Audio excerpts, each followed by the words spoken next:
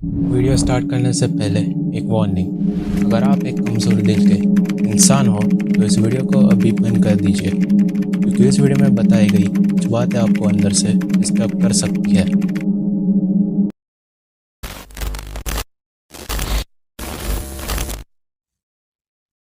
Death एक ऐसा सच जिससे आज तक कोई भी इंसान बच नहीं सका। हम सबको एक ना एक दिन इस दुनिया को अलविदा ज़रूर करना है, और इस बात के बारे में तो हर किसी को पता ही है ना। लेकिन जो बात हर किसी को नहीं पता वो ये है कि ये मौत कभी कभी कुछ अनलकी लोगों की लाइफ के दरवाजे पर इस तरह से दस्तक देती है कि जिसके बारे में आप लोग कभी सोच भी नहीं सकते।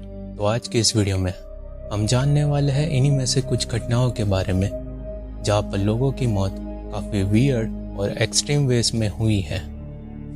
और जैसे जैसे वीडियो आगे बढ़ती जाएगी वैसे वैसे घटनाएं और भी ज़्यादा अजीब और एक्सट्रीम होती जाएगी। और लास्ट वाली घटना तो भाई साहब उफ। तो चलिए और वक्त ज़ाया ना करते हुए इस वीडियो की शुरुआत करते हैं।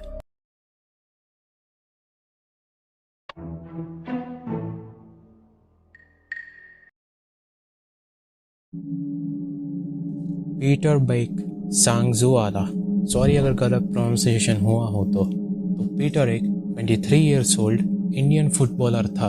ये बात है 2014 की। उस समय नॉर्थ ईस्ट इंडिया में मिजोरम प्रीमियर लीग चल रही थी, जिसके अंडर एक मैच हो रहा था, BVFC versus CWFC। Peter BVFC की तरफ से खेल रहा था और वो इस टीम का एक डिफेंसिव मिडफील्डर था।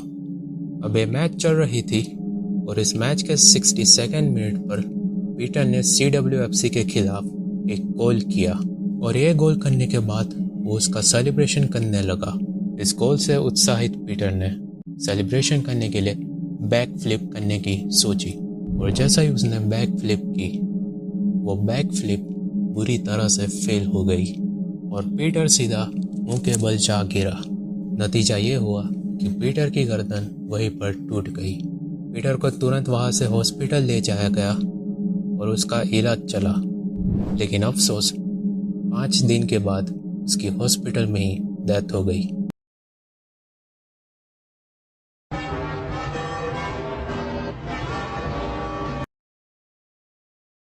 Smoking is injurious to health, ये बात तो सभी लोग जानते ही हैं, लेकिन फिर भी कुछ लोग सिर्फ कूल दिखने के लिए स्मोक करते हैं।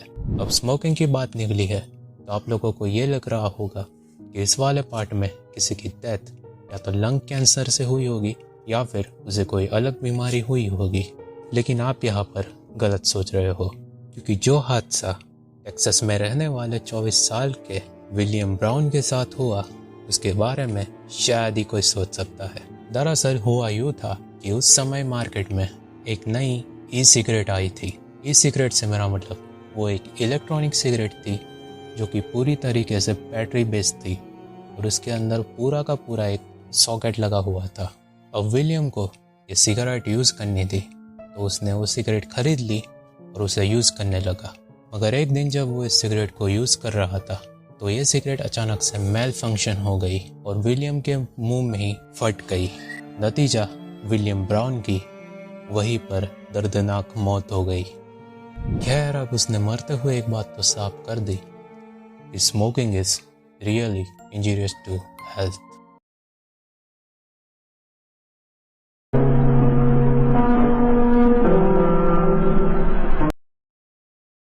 अब आप में से काफ़ी लोग अपने फ्रेंड्स या फिर फैमिली के साथ बीच पर ज़रूर गए होंगे, और बीच पर जाकर आप वहाँ पर सैंड के साथ ज़रूर खेले होंगे। काफ़ी मज़ा आता होगा, है ना। ये सेम मज़ा 26 ईयर्स के एडम पे भी ले रहे थे। दरअसल एडम अपने दोस्तों के साथ बीच पर टाइम स्पेंड कर रहे थे और तभी वे और उनके दोस्त मिलकर एक सैंड टनल बनाने का फैसला लेते हैं और वो सभी दोस्त मिलकर सैंड टनल बनाने लगते हैं। देखते ही देखते ये टनल करीब 10 फीट तक गहरी बन जाती है।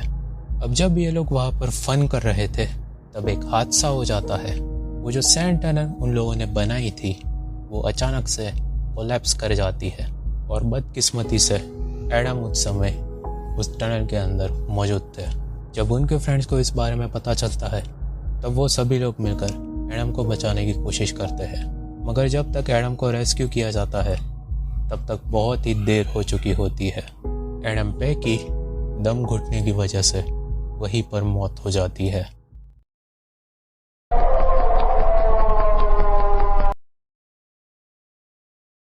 दो 2010 की बात है। सैम बालार्ड नाम का एक 19 साल का लड़का अपने घर में अपने कुछ दोस्तों के साथ पार्टी कर रहा था। उस पार्टी में उसने और उनके दोस्तों ने कुछ ड्रिंक्स भी ली थी। तो अब हुआ यूँ कि जब उन लोगों की पार्टी चल रही थी तो तभी बीच पार्टी में वहाँ पर एक स्लग आ जाता है। उस स्लग को देखकर सैम के दोस्त सैम को उसे खाने का डेयर देते हैं और सैम भी उस बात को एक्सेप्ट कर लेते हैं। मतलब सीरियसली यार, सैम उस स्लग को खा जाते हैं, मगर सैम को इस बात का नहीं पता था कि ये उनकी लाइफ की सबसे बड़ी गलती होने वाली है।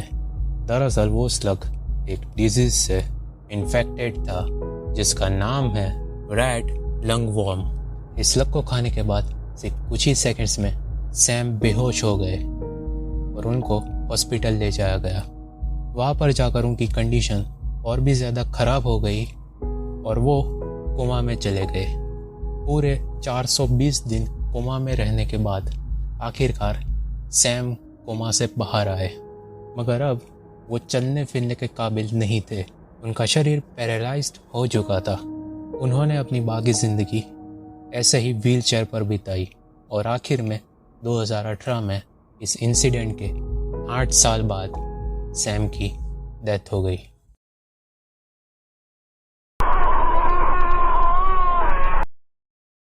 फ्रेंड्स, इस बार इंसिडेंट को देखकर पता नहीं चल रहा है कि इस पर हंसा जाए या फिर सिंपैथी दिखाई जाए। दरअसल हुआ यूँ कि राजस्थान में रहने वाले 82 ईयर्स के शिवदयाल शर्मा रेलवे ट्रैक के पास धार मार रहे थे। तभी अचानक से उनके ऊपर एक उड़ती हुई गाय आकर गिरती है और जिसकी वजह से उनकी वहीं पर डेथ हो जाती है। मगर रुको ज़रा, उड़ती हुई गाय ये कैसे पॉसिबल है? तो चलिए मैं आपको समझाता हूँ।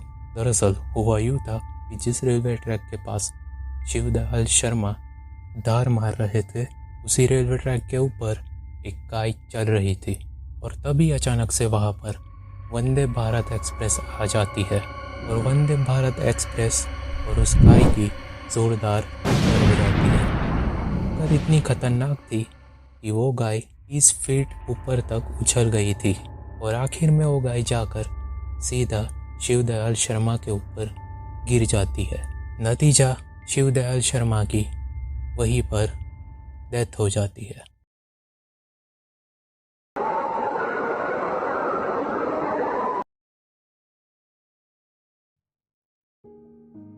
ह्यूगो एवलोस कैनन एक 41 ईयर्स ओल्ड फैक्ट्री वर्कर थे। ये बात है अप्रैल 2018 की। ह्यूगो फैक्ट्री में अपनी नॉर्मल जॉब कर रहे थे। वो एक ब्लेंडर मशीन के पास साफ सफाई कर रहे थे। सब कुछ बिल्कुल नॉर्मल चल रहा था, लेकिन अचानक वो हो गया जिसके बारे में कोई सोच भी नहीं सकता। दरअसल साफ सफाई करते हुए अचानक से ह्यूगो का पैर फिसल जाता है और वो सीधा उस ब्लेंडिंग मशीन के अंदर जाकर गिर जाते हैं और वो ब्लेंडिंग मशीन उनके पूरे शरीर को क्रश कर देती है। नतीजा ह्यूगो की वहीं पर डेथ हो जाती है। फैक्ट्री के बाकी के वर्कर्स को इस बारे में तब पता चलता है जब उस ब्लेंडर में से ह्यूगो की क्रश हो चुकी बॉडी निकलती है।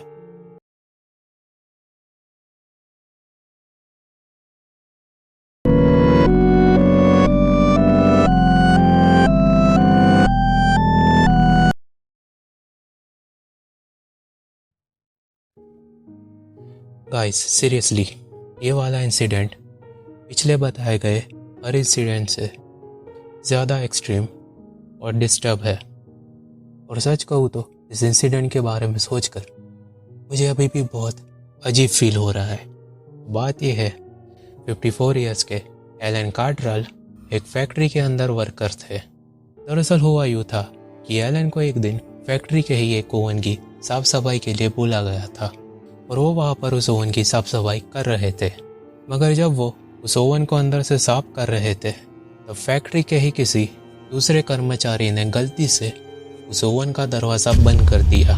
वो वर्कर इस बात से टोटली अनअवेयर था कि एलन अभी भी उस ओवन के अंदर ही मौजूद है।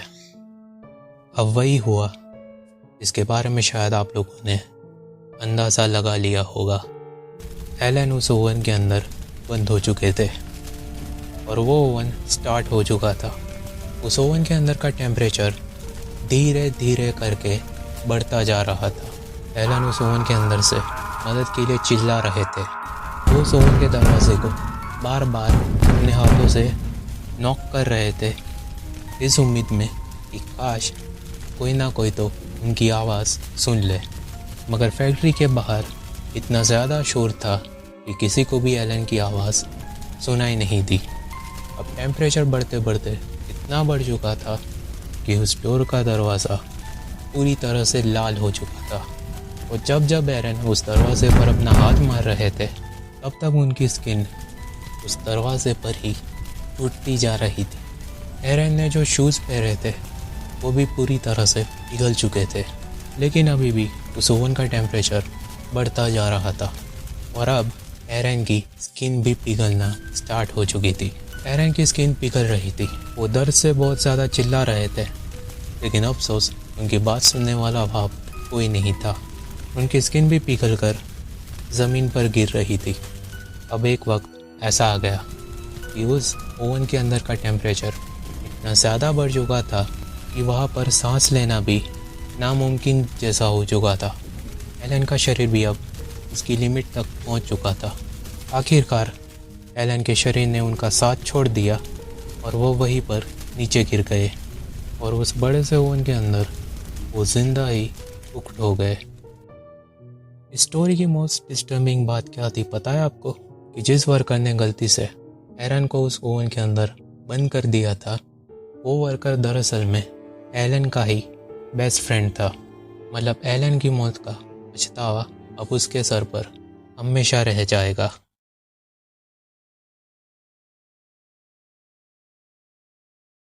सो गाइस, ये थी आज की वीडियो। उम्मीद है आपको पसंद आई होगी। अगर वीडियो पसंद आई हो तो इसे लाइक और शेयर ज़रूर करना और चैनल को भी सब्सक्राइब कर ही देना। आप लोग हमसे इंस्टाग्राम पर भी कनेक्ट हो सकते हैं, लिंक डिस्क्रिप्शन के अंदर दी हुई है। तो चलिए मिलते हैं अगली वीडियो में। तब तक के लिए जय हिंद।